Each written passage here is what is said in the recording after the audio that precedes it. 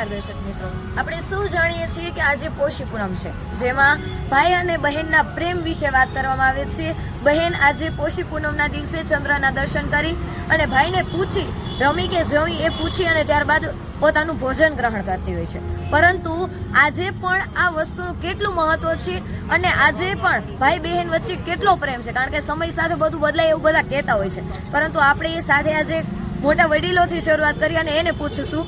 તો દાદા, તમારે પણ આજના ટાઈમમાં જે આજે પોષી પૂનમ છે, તો અત્યારે તો શું કહેવાય કે તમારા છોકરાના છોકરા હશે, મતલબ અમારા જેવડા છોકરા હશે, તો આજે પણ તમે પોષી પૂનમમાં એટલું જ તમારે હોય છે, તમારી બેન તમને આજે પણ કોલ કરીને પૂછે છે? પોષી પૂનમે સ્પેસિફિક દિવસની વાત કરી છે. હું માનું છું એક દિવસ માટે નહીં, એક એક ક્ષણ માટે, એક એક દિવસ માટે ભાઈ બહેન હંમેશા લાગણી હોય છે. તમે કીધું નાનપણમાં પોષી પૂનમ મજા આવતી, બહેનોને હેરાન કરવાની મજા આવતી, રાહ જોઈ, બેન ભૂખી હોય, આપણે કહીએ રમે કે જમે, ત્યારે કંઈ રમે રમે કરીને બેનને હેરાન કરતી મજા હતી. તો અત્યારે હું માનું છું અમે નથી કદાચ પાડતા, કેમ કે બહેનો પણ પરિણીત છે, બીજા ગામ છે, નથી મળી શકાતું, એ વસ્તુ અલગ છે. પણ લાગણી જે છે ભાઈ બહેનની એ એટલી બધી હોય છે, કેમ કે એક માના પેટે જન્મેલા એના જેટલું વેલ વિશક તમારું કોઈ ન હોય, સુખ દુઃખમાં સાથી. એટલે લાગણી તો એટલી જ છે. અમે ભલે એક ચોક્કસ દિવસે અમે નથી ઉજવતા, તો કાયમ માટે અમારો પ્રેમ લાગણી એટલી જ છે બેન. દાદા, તમે અત્યારે મતલબ કહેવાય કે તમે જેમ વાત કરી કે તમે તમારી બેન માટે અત્યારે પણ એટલું જ છે, તો તમે નાના હતા કે જ્યારે અમારી એજ ના હતા ત્યારે ક્યારે તમે તમારી બેન એવી રીતે કોઈ મસ્તી કરીને હેરાન કરી હોય, એવું ક્યારે તમારે એવું બન્યું છે કે જેના લીધે પહેલા તમારી બેનને રોવડાવ્યા હોય, પછી તમને એમ થયું કે નહીં મારી બેન છે, પછી લેટ ગો કર્યું એવું? એ તો તમને વાત કરી, બેનને હેરાન કરીને બહુ મજા આવતી. એક બેન મારાથી 2.5 વર્ષ નાની હતી, એક બેન છે 7-8 વર્ષે નાની હતી. એટલે બેનોને હેરાન બહુ કરતા અને મજા આવતી. બેન રોવે, ખીજાય, પછી મનાવીએ.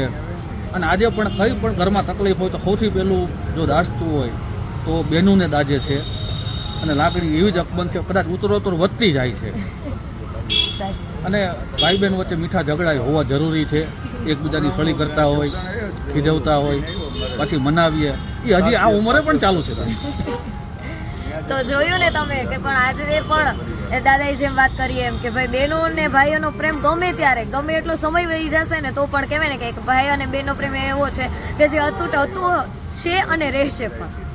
ચાલો હવે આપણે બીજા લોકો સાથે પણ ચર્ચા કરી. ક્યારેક કેર કરીને ક્યારેક બાજીને એવું બધું હાલતું હોય છે. એટલે એ એક તો સંબંધ એવો હોય છે કે કેર બી હોય ને બાજતા બી હોય ને લડતા બી હોય ને બધું થતું હોય. ઓકે, તમે કઈ કહેવા માંગશો તમારી બેનને?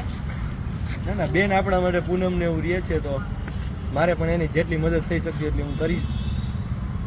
પછી એક નોર્મલ ક્વેશ્ચન છે કે આજના ટાઈમમાં છે ને કેવું હોય કે ભાઈ બોયઝ જે કરે ને એ સાચું, ગર્લ્સ કરે ને ખોટું. એનીવન તમને ભાઈ ખ્યાલ હશે કે ભાઈ મારે જે છે તો ચાલશે, પણ બેનને બીએફ ન હોવું જોઈએ. તો આ મેટર પર તમે તમારી બેનને કઈ રીતે સપોર્ટ કરશો?